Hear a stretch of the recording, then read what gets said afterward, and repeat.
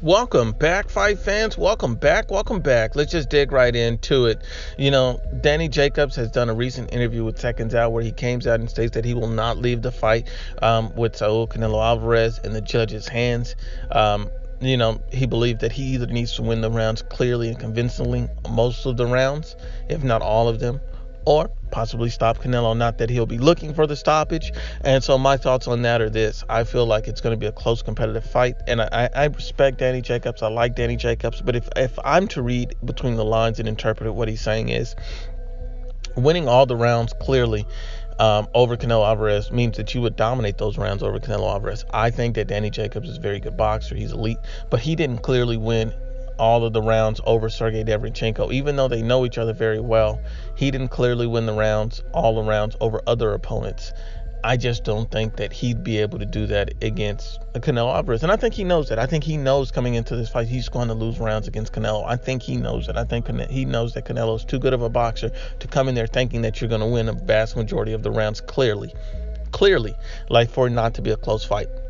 I think what he's implying, especially by saying that he won't leave it in the judge, and even though he says he's not looking for a knockout, Danny Jacobs has been quoted in the past as saying that he believes that he stops Canelo Álvarez. And I think that he feels like his height and weight and size advantage is the reason for that. And I think that that's the difference. I think that Canelo Álvarez and Danny Jacobs, are more evenly matched than people realize. I think that Danny Jacobs has shown a propensity to get hurt at points in his career in an even Triple G fight. Although I feel like he wasn't seriously hurt in that fight, I think he felt Triple G's power.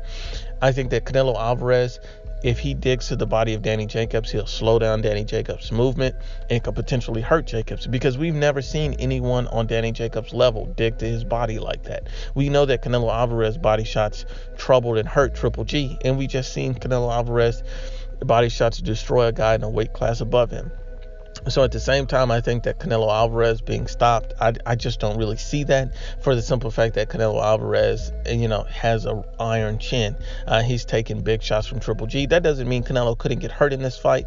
That doesn't mean Danny Jacobs couldn't get hurt in this fight. I just feel like Canelo's used to the power. He fought a bigger guy in a rocky fielding, not for anything other than the fact to prepare for this type of fight against Danny Jacobs, getting ready to prepare for all the middleweights who have a size and height and reach advantage over him. I think that's what he was looking for, getting used to finding, working his way into a bigger opponent. That was the whole point of the Rocky Fielding fight. I called that a long time ago. There's a method to the madness. Canelo Álvarez is no fool. He understands that these guys in the middleweight division are going to have a height and reach advantage, and that's why he wanted to fight a guy like Rocky Fielding, so he could kind of, use that as a test out fight to work his way in. He was still a top 10 ranked fighter in the in super middleweight, and he was also, a champion. So you got to give Canelo Álvarez the credit in that regard. I don't think Danny Jacobs stops Canelo.